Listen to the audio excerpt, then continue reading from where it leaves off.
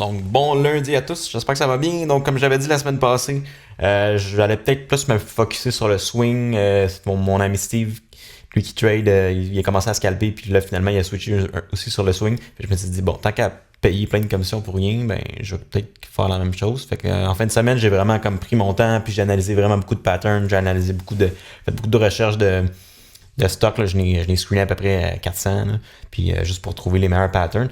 Fait qu'aujourd'hui, c'est ça, je vais vous montrer les trades. J'étais déjà dans ETFM et TSPG qui ont augmenté un petit peu aujourd'hui. ETFM, j'ai closé 50$, fait que j'ai fini la journée avec 101,25$. Puis il me reste encore 66 en open profit, ce qui est excellent. Fait qu'on va voir demain. Fait qu'on va aller voir les trades que j'ai pris. Aujourd'hui, j'ai pris... Bon, c'est ça. Je vais avoir... j'ai BLSP que j'ai pris, qui était une mini perte, là, puis que je me suis trompé en plus. Fait que BLSP.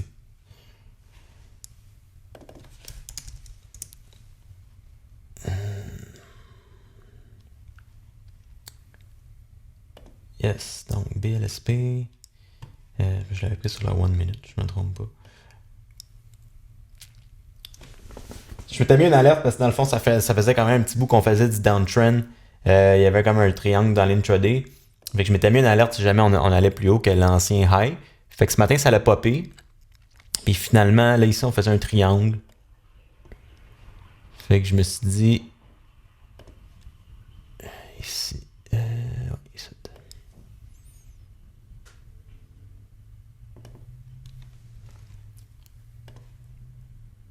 Fait que c'est ça. On a brisé le triangle ici. Ça fait un higher high, un new candle high. Je suis rentré ici, mais je me suis trompé de quantité. Parce que c'était 10 fois plus que ça. Je me suis trompé dans mes calculs. Fait que je suis rentré ici, mais là, je voyais, mais non, ça bouge bien pas. Puis là, finalement, je suis re-rentré ici. Puis là, finalement, ça n'a rien fait. Fait que je suis sorti ici. Bonne affaire, moins 5$. Fait que c'est pas une grosse affaire. Par la suite, j'ai pris Viper aussi. Lui, c'était un méchant beau setup, celui-là.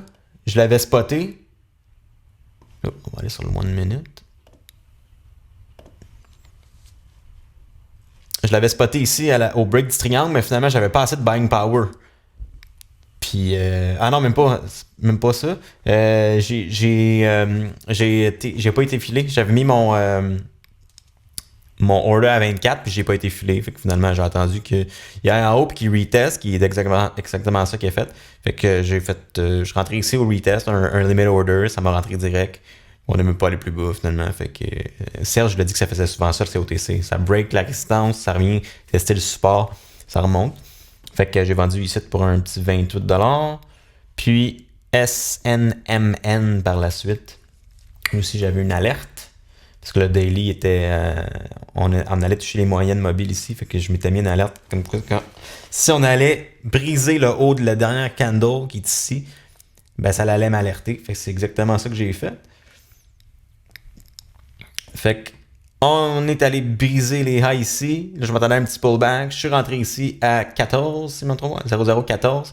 Puis là, j'ai attendu, puis j'ai vendu ici. Là, j'ai vu que ça voulait comme pas trop y aller. J'ai vendu ici à 0,018. Fait que ça m'a donné aussi un 28, si je me trompe pas.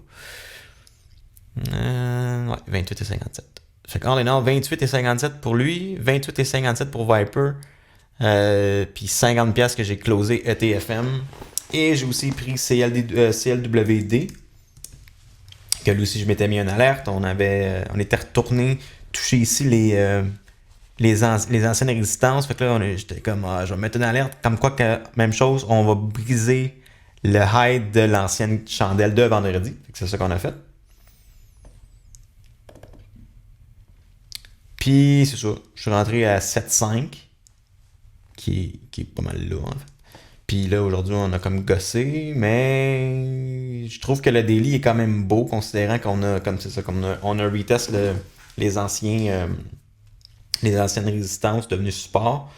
Fait que je suis encore là-dedans avec 28$ de profit en latent.